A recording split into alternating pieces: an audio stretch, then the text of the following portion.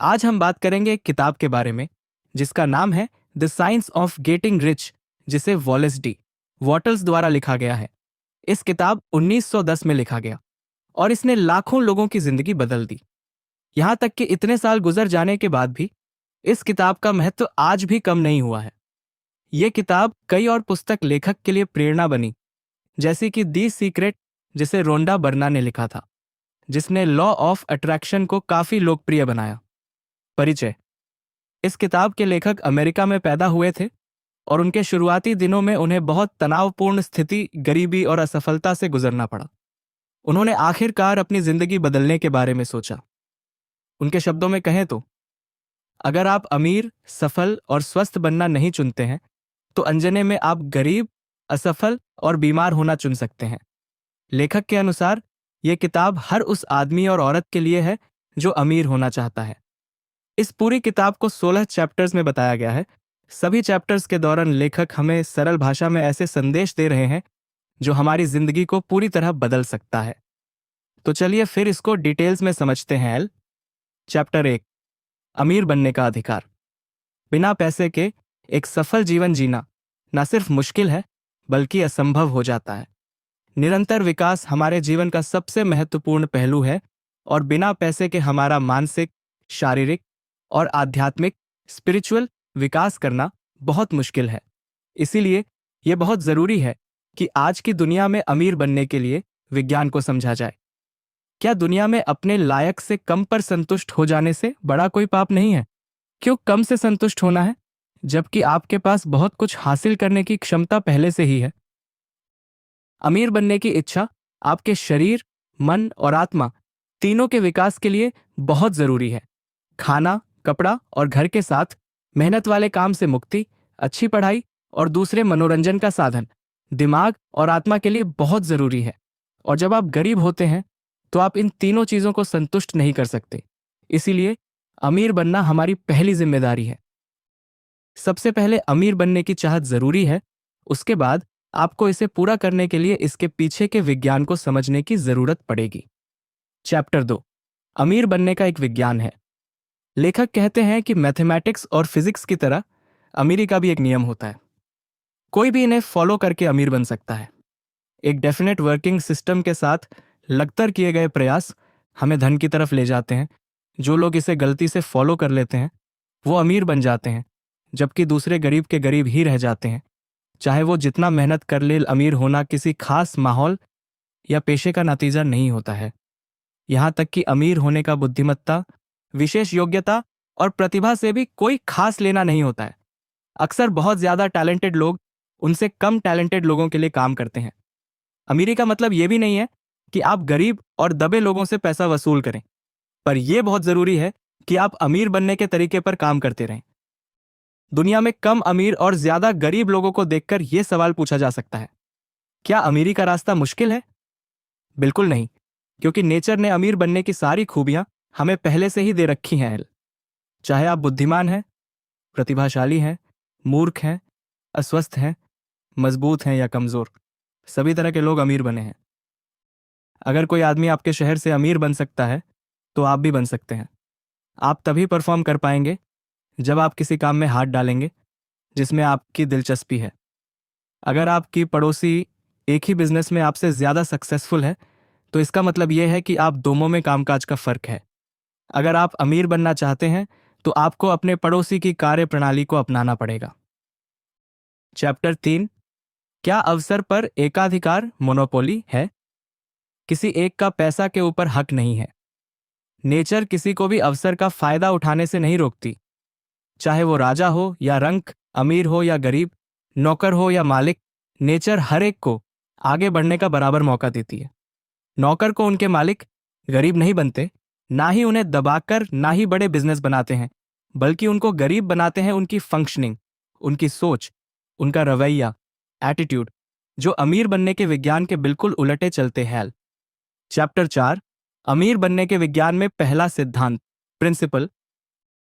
हमारा दिमाग वो विचारों का सेंटर है जहां सारे विचार पैदा होते हैं। जो भी हम बनाते हैं वो पहले दिमाग में क्रिएट किए जाते हैं, बिना ये सोचे कि कुछ भी असंभव बनाना है। अभी तक हमारे सारे काम मैनुअल लेबर से होते आए हैं। The science of getting rich. कोई भी निर्माण, ट्रांसफॉर्मेशन या परिवर्तन इसी तरह किया गया है। हमने हमारे विचारों के बारे में नहीं सोचा है कि किस तरह एक ऐसी चीज को बनाया जाए जिसका कोई आकार ना हो। हम अभी भी हमारी सारी जरूरतों के लिए नेचर मैनुअल लेबर पर निर्भर हैं। बिना मैनुअल लेबर के निर्माण करने के लिए फंडामेंटल फैक्ट्स पर ध्यान देना जरूरी है। हर चीज की शुरुआत एक विचार से हुई है। ये वो मूल पदार्थ है जो हर जगह मौजूद है, अलग अलग आकार और रूप में, विजिबल और इनविजिबल रूप में। ऑब्जेक्ट्स हमारे आइडिया से बन जाते हैं जो इस एलिमेंट से पैदा हुआ है। मानव मन अपने डिजायर्ड परिणाम पाने के लिए अवश्य विचार करता है। अपना पसंदीदा काम करके आप ये सोचना पसंद करते हैं, ये धन का पहला नियम है। हम हर उस चीज के बारे में सोच सकते हैं जिसके बारे में हम सोचना चाहते हैं, और भगवान का हमें यह सबसे बड़ा उपहार है। लेकिन जो दिखाई नहीं दे रहा है, यानी कि भविष्य, वर्तमान के बारे में सोचने से ज्यादा मुश्किल है, क्योंकि हमारे सामने जो है उससे सहमत होना बहुत आसान होता है, जबकि भविष्य के बारे में सोचते समय इसकी योजना बनाना थोड़ा मुश्किल होता है।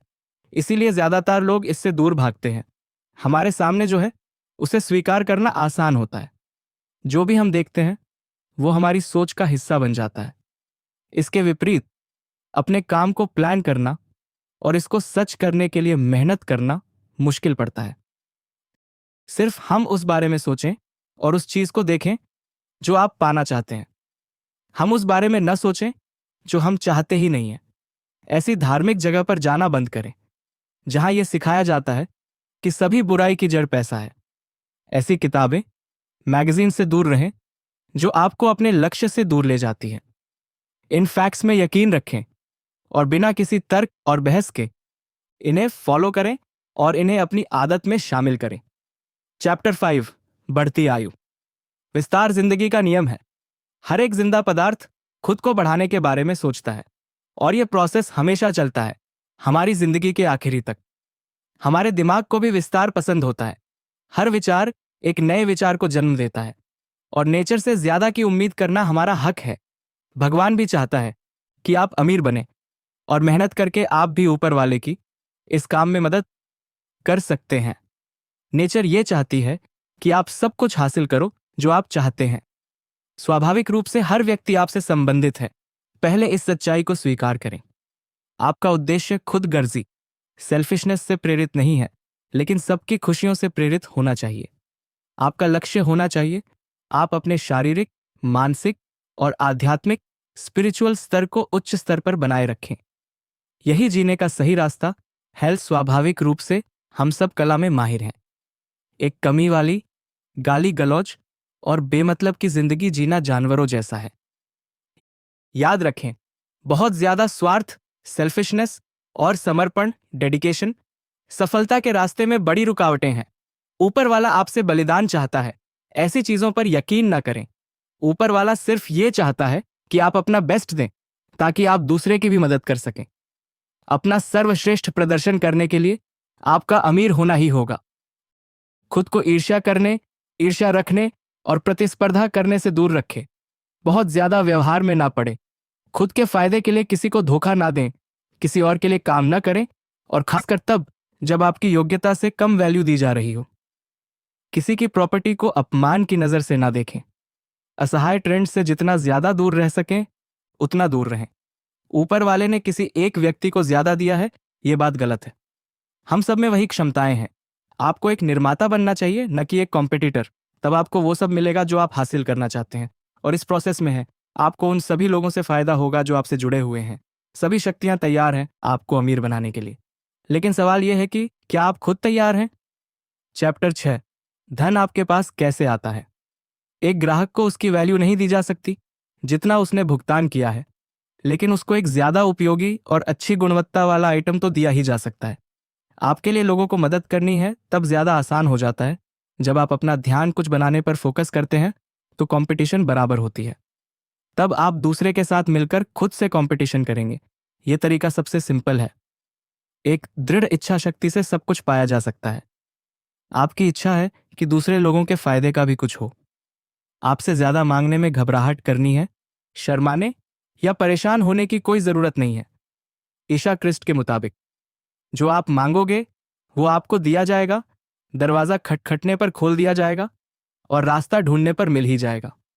हमारे जीवन में जिस भी चीज की ज्यादा जरूरत होती है, बेसिक एलिमेंट हमारे पास भेजने के लिए काम कर रहे होते हैं और वो हमेशा करेगा। उम्मीद, चाहत और उम्मीदें भगवान का आशीर्वाद है। वो भगवान की ही तरह अनंत है, सिर्फ वो ही इसे भर सकता है। तो ज्यादा उम्मीद करने में शर्मना के साथ ज्यादातर लोग गलतफहमी के शिकार होते हैं। लोग मानते हैं ऊपर वाले को गरीबी की जिंदगी याद है, बलिदान और समझकर खुश किया जा सकता है। वो लोग गरीबी को भगवान का बनाया हुआ खेल समझते हैं। चैप्टर 7, कृतज्ञता, ग्रैटिट्यूड। किसी लक्ष्य को निर्धारित करने के लिए दिमाग को नियंत्रण और संतुलन बनाने की प्रक्रिया को सरल और संभव बनाया जा सकता है अगर हम एक ग्रेटफुल अप्रोच पर काम करते हैं।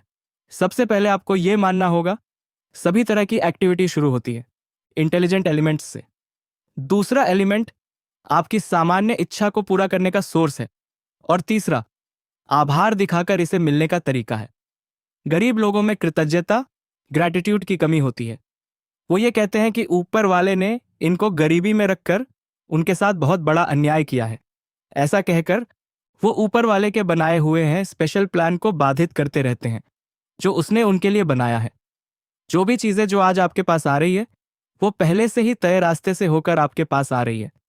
आपका आभार इसकी गति को भी बढ़ाता है और साथ ही साथ है और रास्ते भी खोलता है ताकि आपको उन चीजों का एक्सेस मिल सके जो महत्वपूर्ण है। आभार आपके दिमाग को नकारात्मक और नुकसान करने वाले विचारों से भी बचाता है। ग्रैटिट्यूड में कंसिस्टेंसी की कमी अविश्वास की भावना की तरफ ले जाती है और जिस वक्त यह महसूस हो रहा है कि दिमाग में दर्द होता है तब सब कुछ खत्म होने लगता है। जब आप अपना ध्यान गरीबी और लाचारी की तरफ ले जाते हैं तब आपका दिमाग चीजों से संबंधित भावना से ही तैयारी करता है और आपकी तरफ भेजना शुरू करता है और परिणाम स्वरूप आप अपनी भावना से मिले जुले लोगों को अपनी ओर आकर्षित करने लगते हैं। एक आभारी मन हमेशा सकारात्मक विचारों को जन्म देता है। ये अच्छे परिणाम के लिए प्रोग्राम किया गया है और इसीलिए यह हमेशा फायदेमंद नतीजे देता है। अपना उद्देश्य पूरा करने के लिए आपको हर अच्छी और बुरी स्थिति के लिए ग्रैटिट्यूड की एक आदत बनानी होगी। इसलिए बेमतलब के नकारात्मक विषय पर अपना समय बर्बाद ना करें। ऊपर वाले का एक स्पेशल प्लान आपके लिए पहले से काम कर रहा था, हमें वहां पहुंचने के लिए जहां हम आज हैं। इसलिए उसके प्लान को नकारने की जरूरत नहीं है। हमें यह मानना चाहिए कि भगवान सही है और वो हमारा भला ही चाहता है। चैप्टर 8, अलग ढंग से सोचना।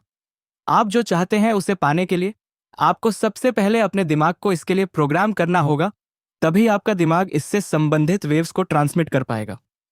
कई लोग ऐसा नहीं कर पाते क्योंकि वो पहले ही रिजल्ट के बारे में सोच रहे हैं। वो हमेशा अपनी इच्छाओं की दुविधा में फंसे रहते हैं। ऐसी स्थिति में वो विचार एलिमेंट तक अपना संदेश नहीं पहुंचा पाते। जब आप अपने विचारों पर अविश्वास और संदेह के साथ काम करना शुरू करते हैं तो मानकर चलिए आप अपनी विफलता पहले ही तय कर चुके हैं। हमेशा अपनी सोच बड़ी रखें, अपने भविष्य को वर्तमान में अनुभव करना शुरू करें। अपने लक्ष्य पर निगाह रखें और फुर्सत के पल में अपने विचारों को नरिश करते रहें। ऐसी स्थिति में आपका दिमाग वाइब्रेट करना शुरू कर देता है। इसमें कुछ खास तरह की वेव्स शामिल होती हैं। अलाउद्दीन की तरह सब कुछ आप ही के हाथ में है, बस आपको खुद को शेख चिल्ली नहीं बनने देना है। अपने सपने को पहचानें, यह आपका पहला लक्ष्य होना चाहिए।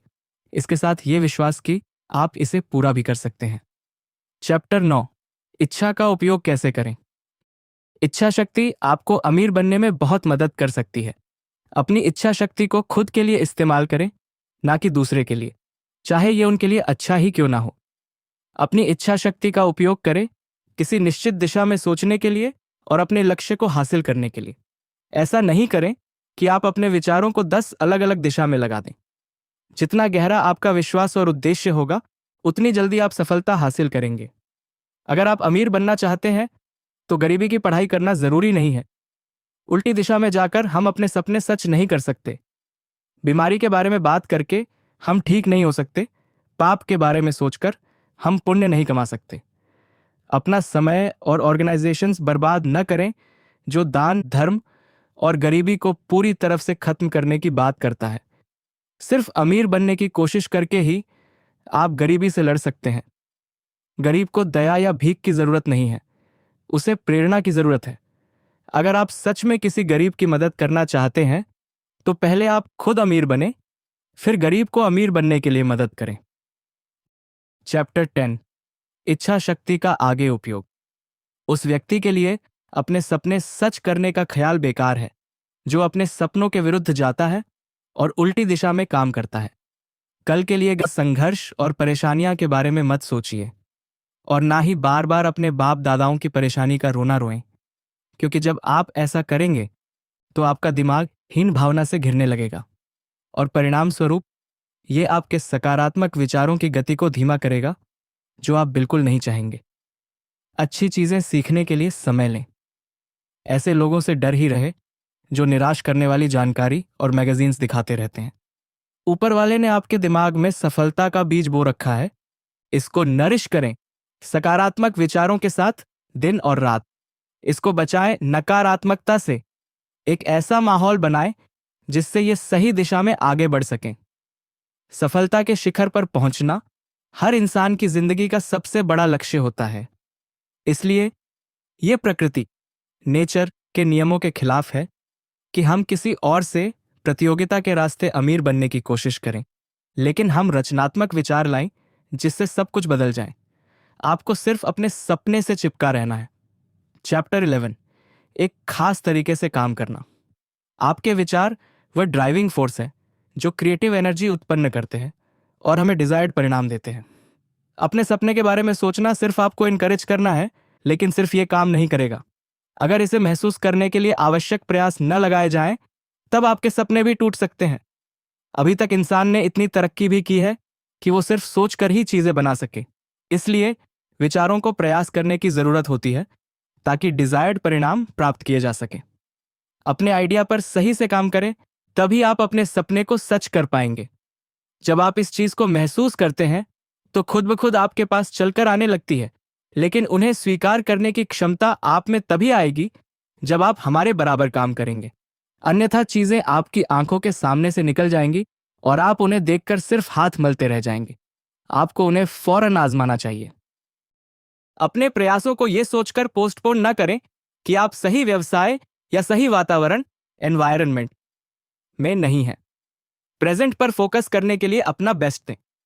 बीते हुए कल पर गुस्सा करने में अपना समय बर्बाद ना करें। आने वाले कल के बारे में सोचकर अपनी एनर्जी और समय को बर्बाद ना करें। ऐसी उम्मीद ना करें कि सब कुछ मायावी या रहस्यमय होगा। वक्त या वातावरण को बदलने का इंतजार न करें। चैप्टर 12, कुशल कार्यवाही एक्शन।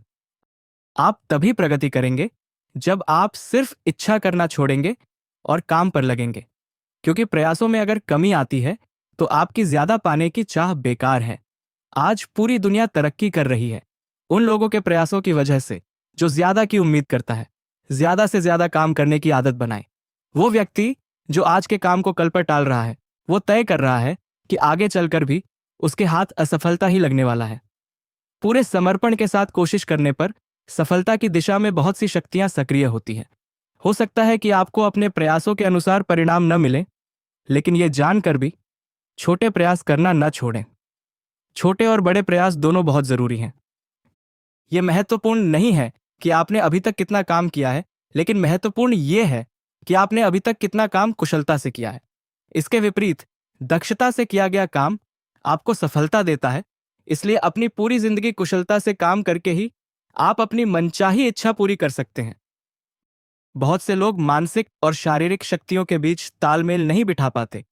वो सोचते कुछ और हैं और करते कुछ और। सही गलत जो भी आप सोचते हैं, पावर दोनों में लगनी ही है, तो क्यों ना इसे राइट डायरेक्शन में इस्तेमाल किया जाए और नातीजतन 100% सफलता आपकी मुट्ठी में होगी। एक बार सफलता आपके हाथ लग जाए, उसके बाद आप काई और दरवाजे खोल सकते हैं। चैप्टर 13, सही व्यवसाय में प्रवेश करें। किसी भी कार्य को सफलतापूर्वक निपटाने के लिए, किसी काम को करने के लिए, डेडिकेशन और स्किल के लिए आपका खास ध्यान जरूरी होता है। बिना स्किल के किसी काम को पूरा करना अक्सर असंभव होता है। आपकी परफेक्शन आपके काम को अच्छे से खत्म करने की क्षमता प्रदान करती है, लेकिन यह जरूरी नहीं कि इसे करके आप अमीर भी बन जाएंगे। दुनिया ऐसे हजारों लोगों से भरी पड़ी है जो अपने काम में पूरी तरह रम चुके हैं, लेकिन फिर भी वो अमीर नहीं बने। इसमें कोई बुराई नहीं है कि आप किसी काम में कुशल हैं, लेकिन यह जरूरी है कि आपके कौशल को सही दिशा में लगाया जाए। आपका दिमाग ऊपर वाले का दिया हुआ सबसे बढ़िया गिफ्ट है। इसका सही इस्तेमाल करके आप किसी भी बिजनेस के साथ आप बहुत जल्दी अमीर बन सकते हैं। आपके हर बिजनेस में सफलता निश्चित होगी जिसमें भी आप अपने शरीर, अपने दिमाग और अपनी क्षमताओं को लगाएंगे। आप किसी भी बिजनेस में सफल हो सकते हैं जिसमें आप बहुत ज्यादा एक्सपर्ट भी नहीं हैं। चाहे आप इसमें बिल्कुल नए क्यों ना हो, इसे सीख कर किया जा सकता है। लेकिन अपने इंटरेस्ट के व्यवसाय में सफल होना ज्यादा आसान है। अपनी पसंदीदा चीजें करना भी जिंदगी का दूसरा नाम है। इच्छाएं एक शक्ति का संकेत है। अपना हर काम परफेक्शन के साथ करें। बेवजह की देरी और बेवजह की जल्दी दोनों आपको मुश्किल में ही डालूंगी। चैप्टर 14, वृद्धि का आभास। इंप्रेशन। नेचर को भी अबंडेंस पसंद है। भगवान का संदेश भी अबंडेंस से संबंधित है। धरती पर रहने वाली हर एक चीज की वही इच्छा है, वही अबंडेंस है। इंटरप्शन का मतलब है मर जाना जीसस क्राइस्ट के अनुसार। उनको ज्यादा दिया जाएगा जिनसे ज्यादा की जरूरत है, पर उन्हें वापस ले लिया जाएगा जो संतुष्ट हो चुके हैं। ज्यादा धन की चाहत रखना कोई पाप नहीं है। यह जीवन में अबंडेंस का एक पहलू है। अबंडेंस की चाहत हमारी आत्मा की आवाज है। आपसे मिलने वाले हर इंसान को बहुतायत की तरफ बढ़ने के लिए प्रेरित करें। महसूस करें कि आप सफलता की तरफ तेजी से आगे बढ़ रहे हैं और उसी समय आप हजारों लोगों को सफलता दिलाने में मदद भी कर रहे हैं। खुद को इतना ज्यादा सकारात्मक बनाएं, जो भी आपसे संपर्क करे आए वो खुद के बारे में महत्वपूर्ण और सकारात्मक महसूस करें। अपने फायदे के लिए लोगों को उपयोग न करें। उन्हें धोखा ना दें, ना ही उन्हें पागल बनाएं। दूसरों को अपनी उंगलियों पर न नचाएं, ना ही खुद किसी की उंगलियों पर काम करें। अपनी किस्मत को खुद बनाएं। प्रतियोगिता से दूर रहें और जोन्स का गोल्डन रूल याद रखें, जो कहता है दूसरे को इस तरह ट्रीट करें जिस तरह आप उनसे ट्रीट होना चाहते हैं। चैप्टर 15, आगे बढ़ता हुआ आदमी।